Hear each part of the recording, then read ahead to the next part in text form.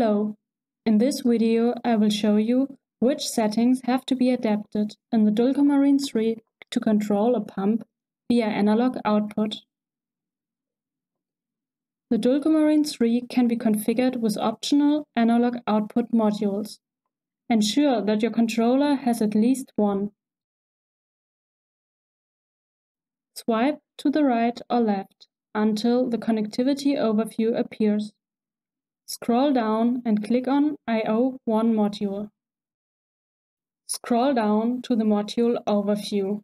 The 2-channel module for analog outputs is normally located at module slot 2, 3 or 4. In this example, it is at slot 2.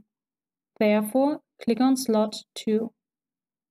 Click on the output you want to use and activate it. Select the function of the output.